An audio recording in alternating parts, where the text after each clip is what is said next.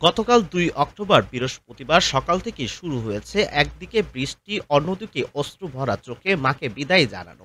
দুপুর ১২টা থেকে শুরু হয়ে গেছে ঘাটে ঘাটে ঢাক ও বাদ্যির বাজানো তালে তালে মাকে বিদায় জানানো।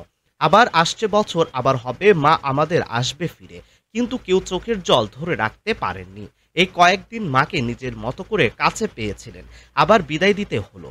দশমীর সকাল থেকে ঢাকের বাজনা বুঝিয়ে দেয় এবার মায়ের যাওয়ার সময় হয়েছে, আর মাকে আটকে রাখা যাবে না। তাই বাড়ির পুজো থেকে শুরু করে ক্লাবের পুজোগুলি একে একে ঘাটে ভিড় জমিয়েছে এবং মাকে বিদায় জানাচ্ছে। আবার কেউ কেউ বলছেন মা কটা দিন শুধু আমাদেরকে আনন্দ দেওয়ার জন্য আসেন, তারপর আমাদের কাঁদিয়ে চলে যান।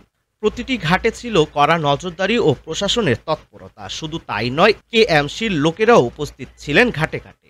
এমনকি কেএমসির বিভিন্ন গাড়ি মজুত রাখা হয়েছে ঘাটে ঘাটে।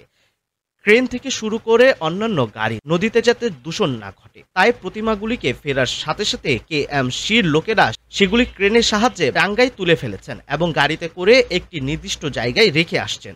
প্রশাসনের তরফ থেকে মাইকিং করে বিভিন্ন সতর্কতামূলক ঘোষণা করেছে।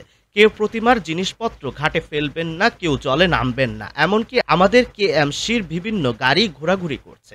আপনারা সামনে থাকবেন না, প্রশাসনের নির্দেশ মেনে প্রতিমাগুলি একে একে জলে ভাসান দিন। নিজেরা দুর্ঘটনা থেকে সতর্ক থাকুন।